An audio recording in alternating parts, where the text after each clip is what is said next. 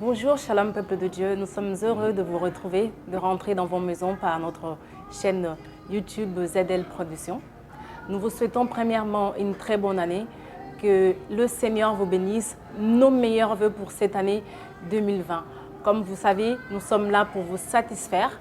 ZL Productions vous a ramené encore un nouveau thème et un nouvel invité. Notre thème d'aujourd'hui, c'est une église glorieuse. Donc, nous allons savoir qu'est-ce que c'est une église glorieuse. Et notre verset clé, le verset où nous basons, c'est Éphésiens 5, 27. L'invité d'aujourd'hui, nous le connaissons. Beaucoup le connaissent, beaucoup aussi ne le connaissent pas. Mais nous avons l'habitude de le recevoir sur notre plateau. Et c'est avec immense joie que nous le recevons encore aujourd'hui. L'évangéliste Rodrigue. Donc, comme beaucoup aussi, je pense que vous ne le connaissez pas, nous allons laisser un bref moment de se présenter. Bonjour évangéliste. Bonjour Marcel. C'est avec une grande joie de vous recevoir encore sur notre plateau. Gloire au Seigneur. Merci d'avoir accepté notre invitation. Pour ceux qui ne vous connaissent pas, un bref moment, est-ce que l'évangéliste peut se présenter au peuple de Dieu qui ne connaissent pas l'évangéliste Rodrigue? Merci beaucoup Marcel. Je salue le peuple de Dieu, je salue tous les hommes de Dieu, les servantes et serviteurs qui nous suivent en ce moment. Amen. Que le Seigneur soit glorifié. Je suis votre frère l'évangéliste Rodrigue Makungu. Donc je suis responsable de l'église Ministère des Rachetés qui se trouve ici à Paris, à Villetaneuse. D'accord. Yes. Évangéliste, le thème que nous avons ramené aujourd'hui, c'est une église glorieuse. Yes. Donc, par rapport à ce thème, vous allez essayer de nous expliquer, de nous définir qu'est-ce que c'est une église glorieuse, d'où provient l'église glorieuse. Donc, le verset que nous avons eu pour ce thème, le verset clé, c'est le Éphésiens 5, verset 27, qui dit « Afin de faire paraître devant lui cette église glorieuse, sans tache ni ride, ni rien de semblable, mais sainte et irrépréhensible. » Yes. Par rapport à ce thème évangéliste, premièrement, nous voulons savoir, nous voulons connaître qu'est-ce que c'est une église glorieuse. Gloire au Seigneur. Je bénis Dieu d'abord pour ce moment encore. Amen. Une église glorieuse. C'est très important parce que nous avons toujours l'habitude de dire je vais à l'église, mais nous devons savoir aussi nous sommes des églises. Comme la Bible dit dans 1 Corinthiens chapitre 3 que vous ne savez pas que votre corps est le temple du Saint-Esprit. Donc le temple, c'est l'église de Dieu. Tu sais, l'église a plusieurs images. L'église, c'est l'édifice. L'église, c'est le temple. L'église, c'est l'époux. L'église, c'est les troupeaux. L'église, c'est aussi une famille. Et quand la Bible dit, enfin, la Bible a besoin d'une église sans tache, une église glorieuse. Quand on parle d'une église glorieuse, c'est une église qui glorifie son époux. C'est une église qui glorifie son époux qui est Christ. Une église qui glorifie Dieu, une église qui fait la joie, une église qui marche, une église qui correspond à Dieu, qui correspond à son épouse. Et une église, la Bible dit encore, une église sans tache ni ride. Il y a beaucoup de choses qui sont dedans. Il y a beaucoup de choses que la Bible vient de parler. Où, tu sais, ma sœur, l'église a une destination finale. Nous venons à l'église, nous sommes des églises, mais nous avons nous tous une destination finale. Notre destination finale, c'est l'éternité. Notre destination finale, c'est l'éternité. L'église ne doit pas se limiter seulement à chanter, à faire des agapés, à prêcher la parole, à faire à organiser des journées de prière, des journées de chasser des démons. L'église a une finalité. Notre finalité, c'est l'éternité. C'est pourquoi quand on voit dans les livres, dans la Bible nous parle de l'époux. On voit l'histoire des 10 vierges. La Bible nous parle de l'époux qui viendra chercher. Donc Dieu viendra chercher des gens. Mais Dieu ne viendra pas chercher de toutes sortes d'églises. Dieu ne viendra pas chercher tout le monde. Il y a une catégorie de gens que Dieu viendra prendre. Il y a une catégorie d'églises locales, comme on dit, l'église locale ou là de nos assemblées. Et Dieu viendra chercher une église en tant qu'époux, une église, il viendra sélectionner une catégorie des gens ou des épouses qu'il viendra chercher. Ce n'est pas tout le monde. Ce n'est pas tout le monde, ma sœur. Et la Bible dit, il viendra chercher une église sans tache ni ride. Vous savez, aujourd'hui, je vais parler pour l'église locale d'abord, comme édifice dans 1 Corinthiens. La Bible dit, n'abandonnez pas vos assemblées. En tant qu'assemblée de Dieu, lorsque Christ viendra, parce qu'il est déjà à la porte, lorsque Christ viendra, il viendra chercher une église qui n'a pas de tâches. Une église glorieuse, c'est une église qui glorifie Christ comme Seigneur et Sauveur. Une église glorieuse, c'est une église où ils sont basés sur les enseignements des apôtres. Une église glorieuse, ce sont des églises qui glorifient seul le Seigneur Jésus comme Seigneur et Sauveur. Parce qu'aujourd'hui, nous avons des églises où Dieu n'est pas là. Nous avons des églises où Jésus-Christ n'est pas la source. Jésus-Christ n'est pas la base de cette église. L'église a mélangé. L'église est mélangée. Il y a d'autres choses. Ils parlent de Dieu, mais ils ne sont pas de Dieu. C'est pourquoi Christ dit même, plusieurs diront Seigneur, Seigneur. Il répondra, je vous ai jamais connu. Donc il y a des églises qui ne glorifient pas Dieu. Il y a des églises qui ne sont pas glorieuses. Il y a des églises qui pratiquent des pratiques diaboliques. Il y a des églises qui prêchent des prédications diaboliques. Il y a des églises qui sont en train de séduire. Il y a des églises de perdition. Il y a des églises qui veulent, pour leur mission, c'est de détruire le monde, détruire les gens.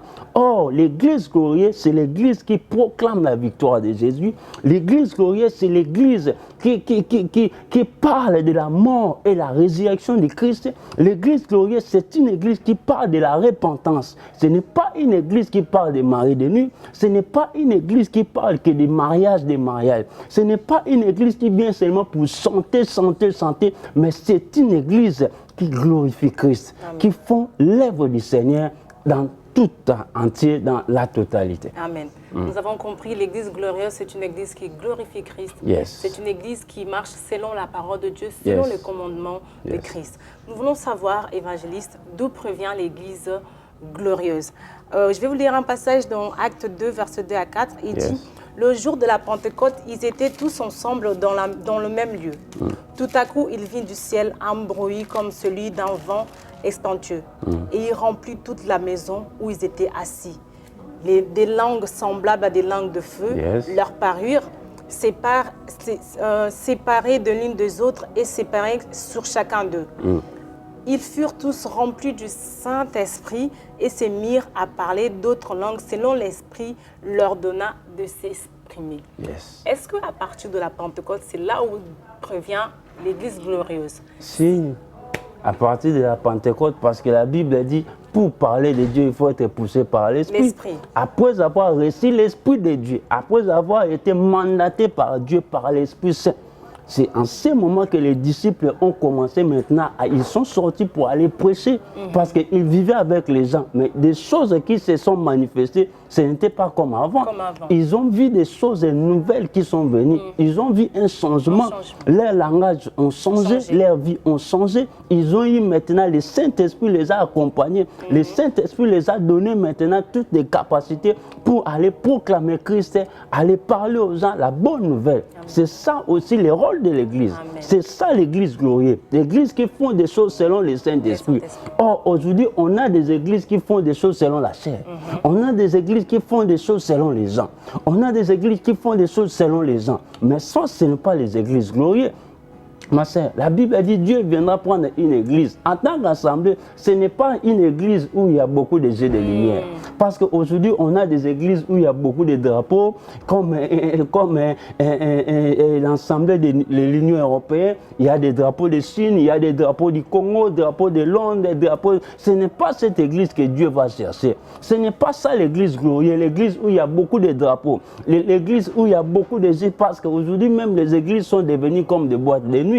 Tu verras des zones, des verres, il y a des décorations compliquées qu'on trouve dans des boîtes de nuit, sont ramenées maintenant à l'église. Ce n'est pas cette église-là, mais Christ viendra prendre une église saine, une église qui parle de Christ, une église qui font la volonté de Christ, une église qui glorifie Jésus, qui proclame la bonne nouvelle. Ce n'est pas une église qui va faire peur les gens que les démons existent, non.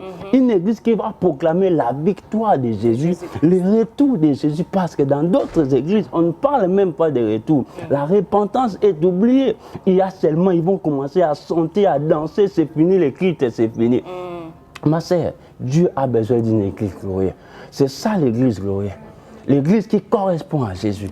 L'église qui font la volonté de Christ. C'est pourquoi la Bible dit même dans d'autres dimensions, Et en tant qu'époux, la Bible dit, nous sommes des temples. Vous savez, l'église, c'est moi et toi. L'église, c'est nous.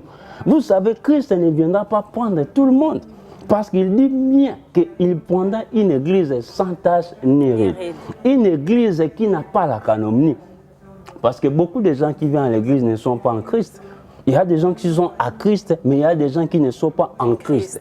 Or, la Bible dit, celui qui est en Christ est une nouvelle créature. Donc, c'est ça, les gens qui vont glorifier parce qu'ils sont dedans, ils sont en Christ. Donc, leur vie en Christ, ce sont des nouvelles créatures. Ce n'est pas des gens où ils viennent à l'église pour monter les strings. Parce qu'aujourd'hui, il y a des gens qui viennent à l'église, ils s'habillent bizarrement. Aujourd'hui, on a des églises compliquées. Il y a des églises où une église de calomnie, une église de voleurs. Quelqu'un qui vient à l'église, quelqu'un qui est lui-même église de Dieu, mais c'est quelqu'un qui ne marche même pas dans la volonté de Dieu. Et ces gens des églises ne seront pas enlevés. Ces gens qui marchent dans la calomnie, ces gens des églises qui marchent dans l'impudicité, une église qui marche dans des compromis. Ils ont mélangé Dieu avec d'autres choses. Ils présentent Christ, mais en dessous, ils ont caché quelque chose. Cette église ne peut pas être enlevée. Et l'époux ne prendra pas cette église. Tu ne peux pas te marier avec n'importe qui. Il faut bien choisir la personne à qui tu vas te marier. C'est vrai. Yes. Évangéliste l'a tout dit, il faut bien choisir la personne avec qui tu vas te marier, que tu vas passer le jour. Donc, il ne viendra pas prendre n'importe quelle église, il ne viendra pas prendre n'importe quelle personne qui a des rides ou des taches. Donc, il viendra prendre une église glorieuse, sans taches ni rides. Nous sommes toujours là dans le but, dans notre verset clé.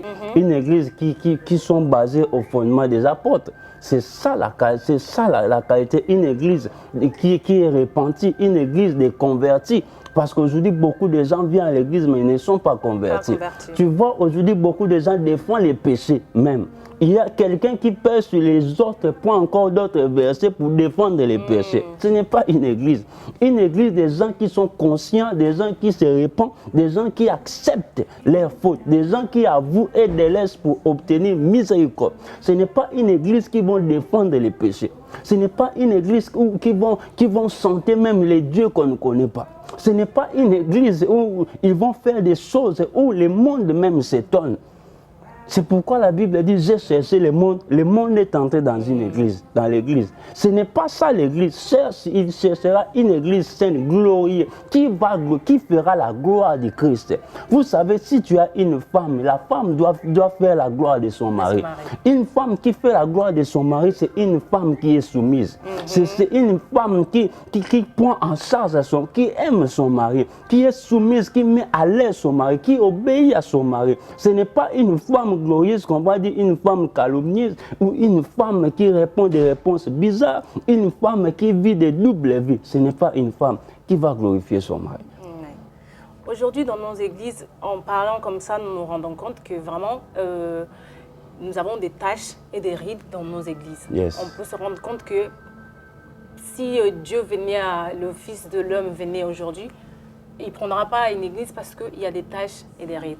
Et des fois, ces taches-là, nous, le peuple de Dieu, on pointe plus les doigts chez les pasteurs. On dit, le pasteur, il est comme ça, le pasteur, il est comme ça. Mais nous oublions que nous-mêmes aussi, nous ramenons des taches et des rides dans l'église. Un exemple, dans la maison, un père a éduqué son enfant, mais nous aussi, les enfants, on peut prendre l'éducation dehors. Et quand quelqu'un voit un enfant et dire, franchement, cet enfant, elle est impoli, son père a raté son éducation. Yes. Est-ce que, quand nous, dans l'église, le peuple de Dieu aussi, nous avons nos défauts, nos fautes, on a nos tâches, on ramène des tâches et des rides dans l'église, est-ce qu'on peut dire que c'est la faute du pasteur? Parce qu'on peut dire, parce que le pasteur, on va dire, c'est notre papa. C'est lui le berger qui nous conduit. Est-ce qu'on peut dire que ça vient de son père parce qu'en fait, a raté l'éducation en moine? Oui. Est-ce qu'on peut dire ça? Mais on peut jeter la balle au pasteur si le pasteur n'enseigne pas. Or, les gens doivent être enseignés. Amen. Les gens doivent recevoir la connaissance. La Bible dit, mon peuple périt par manque de connaissance. Si les gens ne connaissent pas, parce qu'il y a des églises ou des assemblées ou des pasteurs qui cachent la connaissance, ils ne veulent pas que le peuple de Dieu puisse savoir des choses. Parce que si le peuple de Dieu savent ces choses, ils vont partir.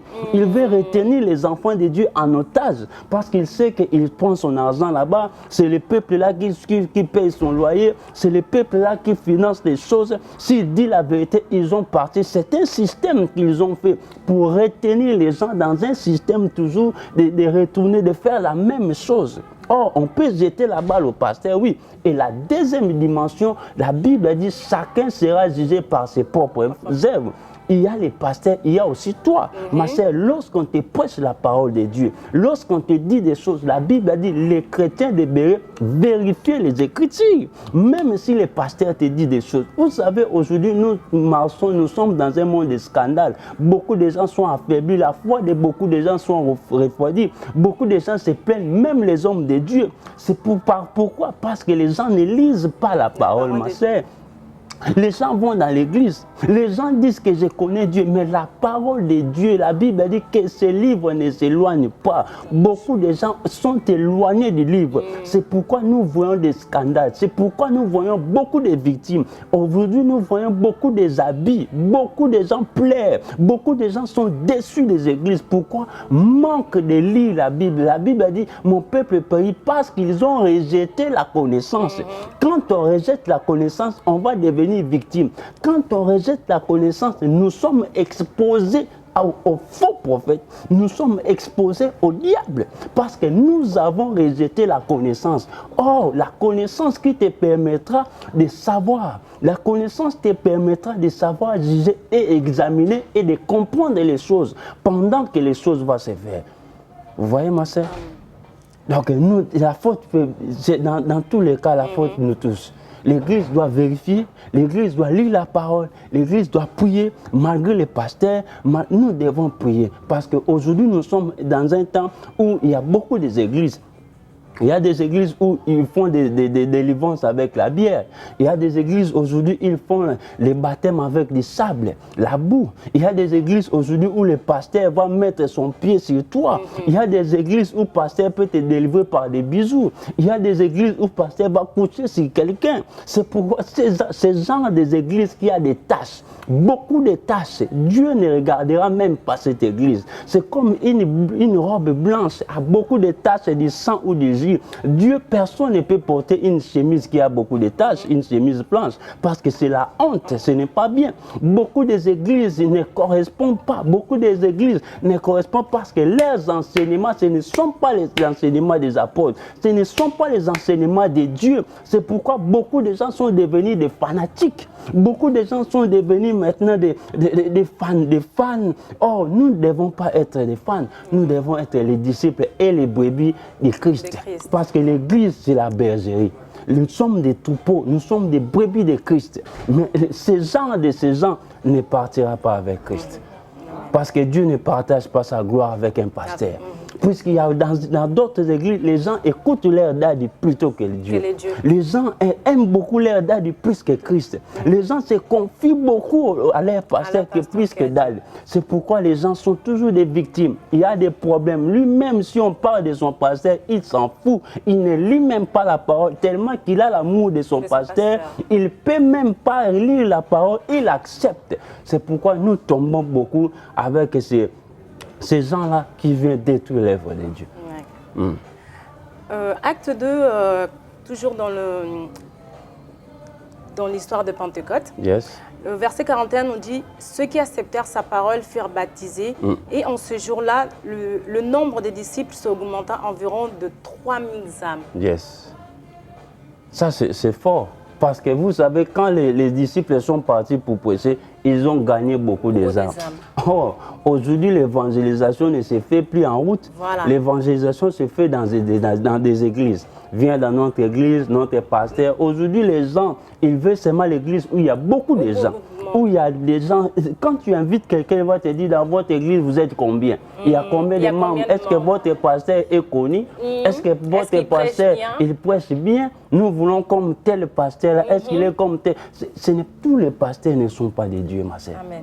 Tous les pasteurs ne parlent pas de... Tous les pasteurs ne sont pas... Vous savez, la Bible dit même, nous devons examiner les choses. Nous devons chercher à avoir le discernement des esprits. Aujourd'hui, beaucoup de gens ne veulent plus discerner. Les gens acceptent facilement. Les gens adhèrent facilement. Or, là où tu es en train de partir, à cause des prophéties, à cause de beaucoup de choses que tu veux, tu vas te détruire. La Bible dit, ces gens ont prêché, il y avait des âmes converties. Aujourd'hui, même les enfants de Dieu ne veulent pas participer aux choses de Dieu. Même les enfants de Dieu ne veulent pas participer au séminaire, ne veulent pas participer aux veillées, aux nuits de prière. Ils sont là à la maison, ils veulent que les pasteurs puissent faire tout pour eux et ils viennent seulement ramasser la bénédiction. Non, les enfants de Dieu refusent les sacrifices même. Or, nous devons aussi sacrifier de la même manière Christ s'est sacrifié sur la croix pour nous. Amen, amen, amen. Tu vois, ma sœur, c'est ça l'église glorieuse. L'église qui se sacrifie pour son époux. C'est ça l'église glorieuse. L'église qui aime son époux. C'est ça une église glorieuse qui glorifie son époux. Yes. Évangéliste, aujourd'hui, nous allons voir une église, peut-être ça vient d'ouvrir et qu'il y a déjà beaucoup de personnes. Yes.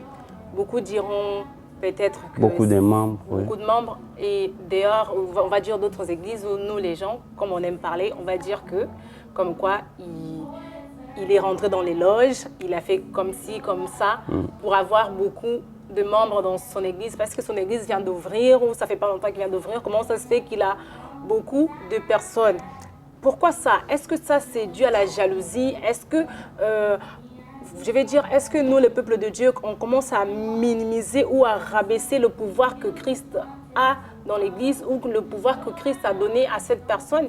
Parce qu'on peut voir aussi, Dieu peut faire grâce que la personne peut avoir de membres dans son Église, mais aujourd'hui, dans nos yeux mondains comme ça, dans notre histoire charnelle, on dit que Moutouana a Simbikis. Peut-être qu'Assim n'a pas existé, peut-être c'est juste par la grâce de Dieu. Yes. Il se confie à son Dieu.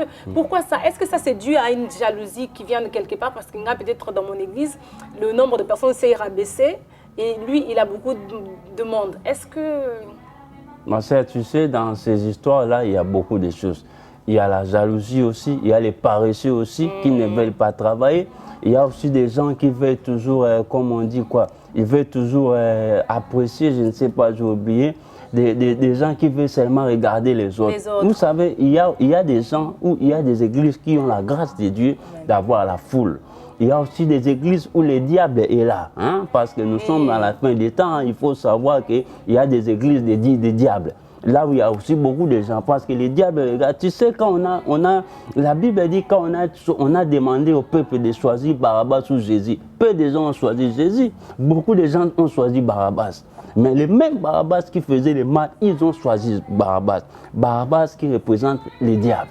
Aujourd'hui, beaucoup de gens sont partis même dans les loges. On ne peut pas fermer nos bouches, on ne peut pas faire semblant comme si oui, il existe des églises du diable, des pasteurs, des émissaires, des agents des ténèbres qu'il a recrutés, qu'il est en train de former pour détruire l'œuvre de Dieu, pour amener les enfants de Dieu dans la perdition. Ils sont là.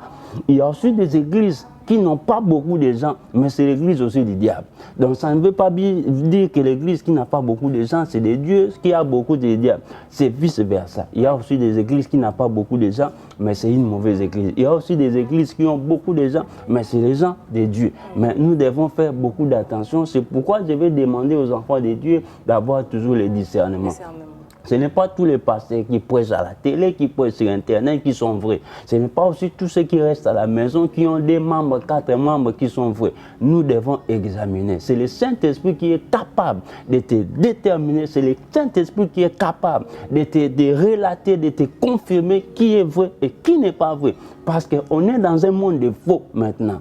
Malgré qu'il y a les faux, mais les vrais existent. Même en Chine, je crois qu'il y a aussi des originales. Même c'est là-bas qu'on fabrique des copies, il y a aussi aussi des originaux. Parce que nous sommes dans un monde où il y a des faux maintenant, il y a des faux, des mauvaises choses, il y a des gens qui veulent circuler des mauvais messages, mais les vrais aussi existent. Il y a des bons pasteurs, des pasteurs qui marchent dans la crainte de Dieu. Il y a aussi des pasteurs qui, tu vois, il a le visage d'un agneau, mais il a des actes d'un loup, il a des actes d'un lion pour dévorer, il détruit les gens. Ils sont là. Ils sont là. Et c'est pourquoi il faut se méfier et il faut chercher le discernement. N'allez pas toujours dans des assemblées comme ça. N'allez pas seulement parce que tu vois, c'est le pasteur. Tu sais, il y a même des gens, son pasteur prêche la parole, il n'a jamais commenté. Son pasteur prêche la parole, il n'a jamais publié ou partagé. Mais s'il y a un pasteur ou quelque part qui prêche la parole, il est la première ou le premier à publier, à partager. Mais or, c'est comme si son pasteur ne s'est pas prêché. Or, son pasteur, il prêche, il a l'onction, il a tout. Mais lui, tellement que ses yeux sont braqués chez les autres, il veut toujours regarder les voisins. C'est ça la convoitise qui détruit même les gens. Le verset 45 nous dit « Ils vendaient leurs propriétés et leurs biens. Et ils partageaient les produits entre tous selon les besoins de chacun. » Comme vous venez de dire tout à l'heure, l'Église glorieuse provient de la Pentecôte. Yes. Et là d'où provient l'Église glorieuse, ils partageaient entre eux. Aujourd'hui, dans nos églises, nous n'arrivons même pas à partager. On peut voir l'autre dans une situation difficile. Je préfère garder pour moi, ou peut-être j'ai quelqu'un que j'ai plus d'infinité avec, je préfère partager avec une personne qui a plus d'infinité avec moi que l'autre qui est dans le besoin. Je peux avoir un habit que je n'utilise pas, au lieu de partager avec l'autre ou envoyer quelque part, je vais dire envoyer au pays, ou venir peut-être à l'église déposer quelqu'un, la personne qui a besoin de prendre. Mais nous n'arrivons pas à faire cela, ça reste chez nous, etc. Mais là, ils nous disent qu'ils partageaient entre eux selon leurs besoins. Ça veut dire que selon, si la personne avait besoin de pain, moi j'avais de la baguette, donc je peux donner à l'autre. Mais aujourd'hui, dans nos églises, je peux voir quelqu'un qui a besoin d'au moins 5 €. Mais moi, j'ai 10 €. J'ai du mal à partager mes 10 €, donner 5 € pour que je puisse rester aussi 5 €. Je me dis, ah, donc je ne peux pas y donner. Pourquoi? C'est parce qu'il manque d'amour. Or, l'amour, c'est partagé. Une église glorieuse, c'est une église qui s'aime, c'est une église qui... Parce que l'amour, c'est le partage. Aujourd'hui, l'église d'aujourd'hui, les gens ne partagent pas, les gens ne soutiennent même pas. On peut dire que telle sœur a perdu son père, tu verras que les gens ne viendront même pas. Le pasteur peut donner même les numéros de téléphone, appeler pour soutenir, pour souhaiter, pour présenter des condoléances. Les gens n'appelleront même pas. C'est ça, le manque d'amour. Aujourd'hui, chacun veut seulement chacun pour soi. Il veut que Dieu puisse le bénir, mais il ne regarde pas les autres.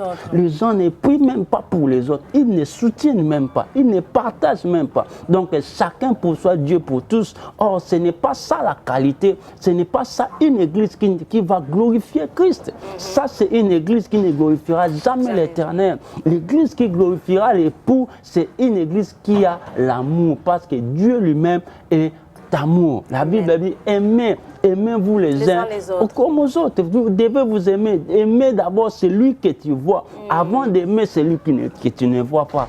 Donc l'Église a perdu cet amour-là.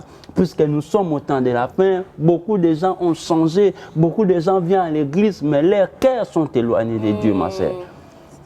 Qu'est-ce que c'est la communion fraternelle? La communion fraternelle, donc, c'est d'être ensemble, c'est vivre ensemble.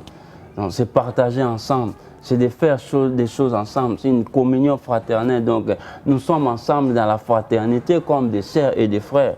Donc c'est comme les disciples, ils vivaient ensemble. Et la Bible dit même, ils partageaient même les habits. La Bible dit, ils mangeaient ensemble. Et je dis toujours, quand on est venu chercher à arrêter Jésus, ils ne savaient pas qui était Jésus. Parce que Jésus était comme eux. Ce n'est pas comme aujourd'hui, le pasteur a des torts et il est toujours différent avec les autres. Donc là-bas, il n'y a pas de différence. Et tous, ils sont ensemble, ils mangent, ils font des choses ensemble parce qu'ils ont un même esprit. Et aujourd'hui, on ne fait pas des choses ensemble parce que nos esprits sont divisés, nos esprits sont séparés. On n'a pas les mêmes esprits. On vient à l'église, mais on a des esprits ailleurs. Donc c'est ça qui détruit, c'est ça une église que le Seigneur ne regardera même pas. Or, il a besoin d'une église glorieuse, une église qui va glorifier, une église qui va plaire. Une église qui n'a pas de calomnie. Une église qui ne cherche pas les maris des autres. Une église qui ne va pas calomnier la femme du pasteur.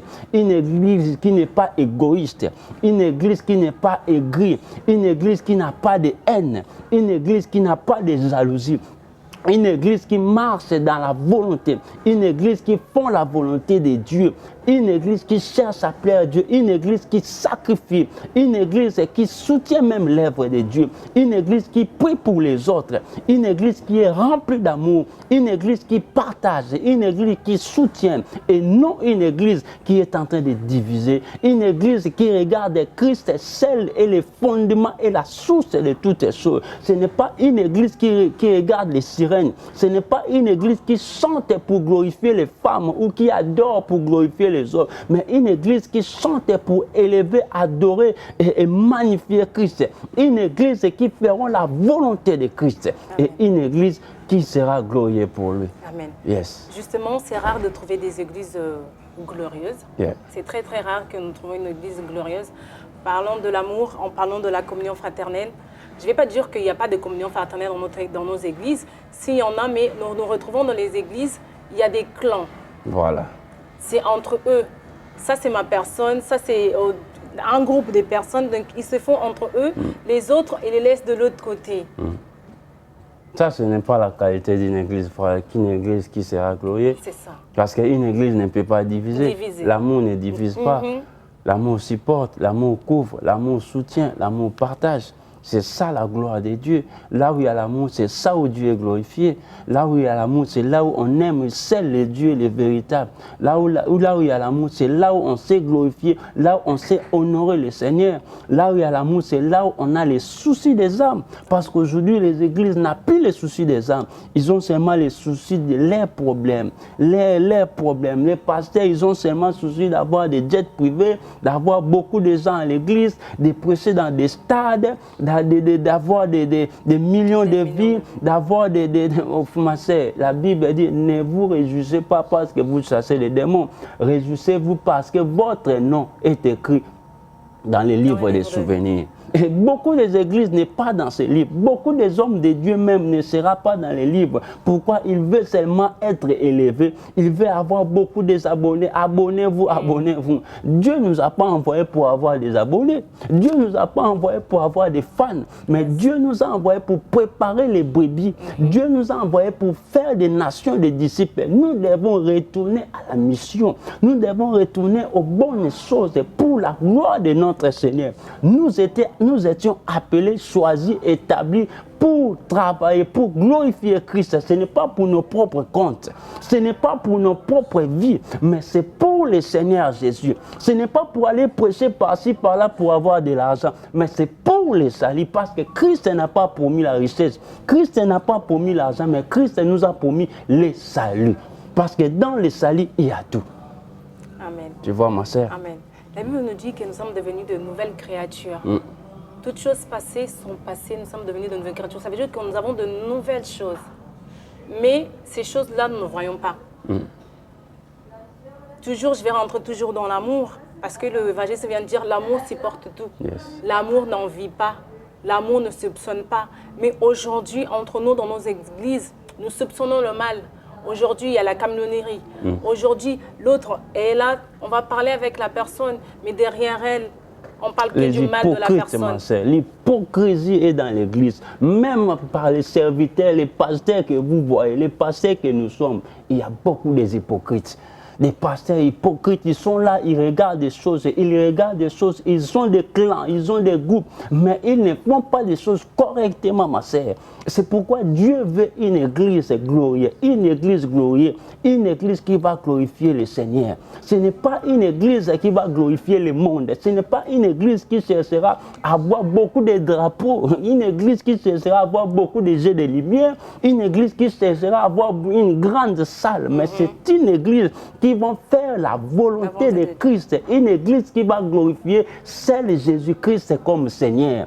Le Christ a besoin d'une église qui ne sera pas des fans de leur pasteur, les fanatiques de son pasteur, non. Les abonnés de leur pasteur, non. Nous devons être les abonnés du Saint-Esprit, les abonnés de Christ. Nous devons nous attacher attachés à Dieu, attachés à Christ et non à nos gens qui nous dirigent, parce que l'homme est l'homme. L'homme peut tomber, l'homme est faillible. Et quand tu t'attaches à l'homme, lorsqu'il va tomber, tu vas perdre ta foi. Amen. Mais quand tu vas t'attacher à Dieu, il n'y aura pas de problème et tu auras toujours le bonheur dans ta vie. Amen, amen, Yes. amen, amen.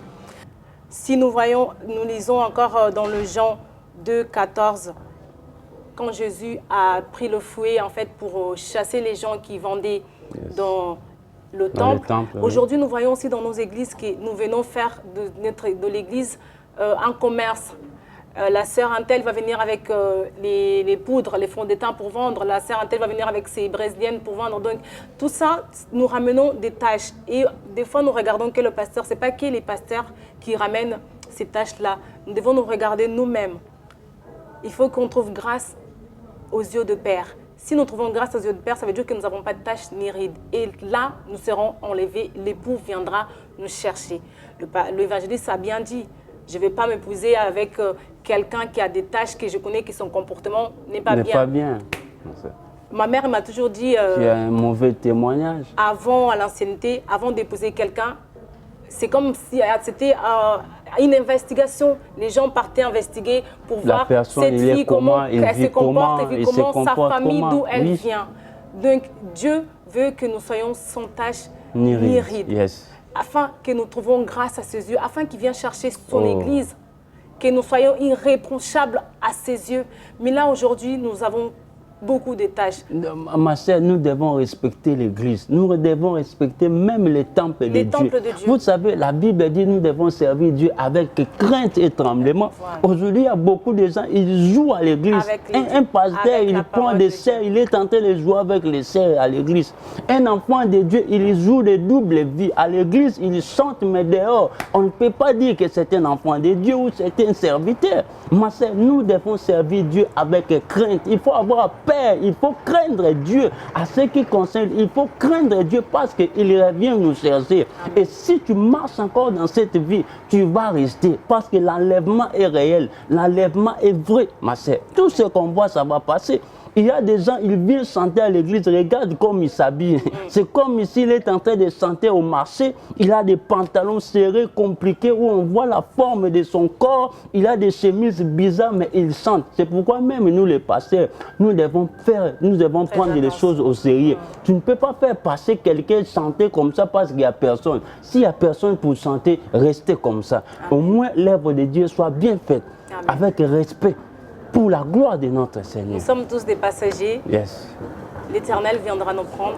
Donc, regardons comment nous marchons, comment nous servons l'Éternel. Est-ce que tu sers l'Éternel avec crainte?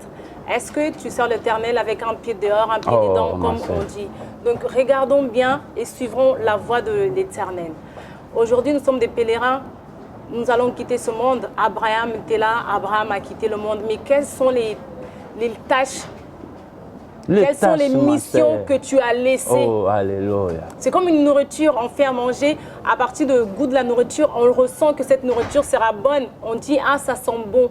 Mais qu'est-ce que c'est? En fait, nous, les chrétiens, il y a beaucoup de tâches, ma sœur, beaucoup de rites. Quelqu'un qui vient chanter à l'église, il chante au moment de la prédication, il sort. Il attend seulement qu'on lui paye l'argent. Nous ne servons pas Dieu pour l'argent. La Bible dit, vous servirez l'Éternel, l'Éternel vous bénira. Il cherche des cachets, il cherche l'argent d'abord pour le Seigneur. Et regarde d'abord ce que tu es en train de produire. Est-ce que ça va donner la vie ou la mort? C'est pourquoi on voit toujours la mort est en train à l'église, parce que c'est lui qui envoie.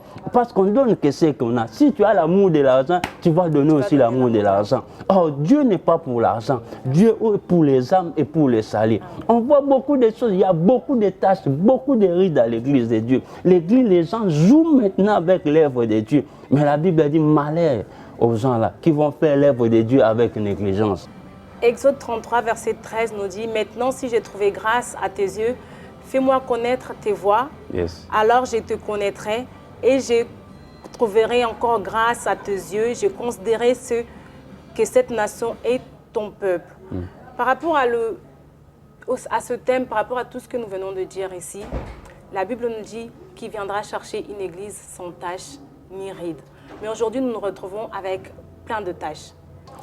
Nous sommes à la fin de notre émission. Yes. Merci beaucoup, évangéliste, Gloire au d'avoir Seigneur. accepté notre invitation et Merci. d'avoir éclaircir encore le peuple de Dieu. À la fin, juste, je vais vous demander que l'évangéliste puisse adresser une prière pour nous, l'Église, Gloire afin au que Dieu Seigneur. puisse avoir pitié de nous et puisse enlever cette tâche, nous aider à marcher selon ses voies et selon ses commandements. Je bénis le Seigneur. Vraiment, je veux dire, ma parole, c'est que Christ revient, il est déjà à la porte. Il viendra chercher une église sans tâche ni ride. Si tu sais que tu as des tâches, si tu sais que tu conduis une église où tu as mélangé Dieu avec d'autres choses, il est temps de se repentir et de se convertir. Il est temps de confesser tes péchés et d'abandonner afin de correspondre à Christ. Je vais appeler les enfants de Dieu, tous ceux qui sont fatigués, de retourner à l'église parce que le Maître revient, que ta foi soit solide malgré les problèmes et que le Seigneur vous bénisse. Nous sommes là pour la gloire de notre Seigneur. Soyez bénis. Merci beaucoup quant à moi. Vraiment, à la prochaine. Merci à vous. Je vais juste vous demander de nous soutenir en cliquant vous abonner sur notre page et partager. Ça peut édifier une personne, pourquoi pas 2 personnes ou des milliers de personnes. Nous avons vu sur le livre d'Actes, ils ont baptisé plusieurs personnes et le nombre des disciples a augmenté de 3000. Donc peut-être ce message peut édifier aussi beaucoup de personnes dans ce monde. Donc partagez, likez, que Dieu vous bénisse. Nous nous retrouvons à la prochaine.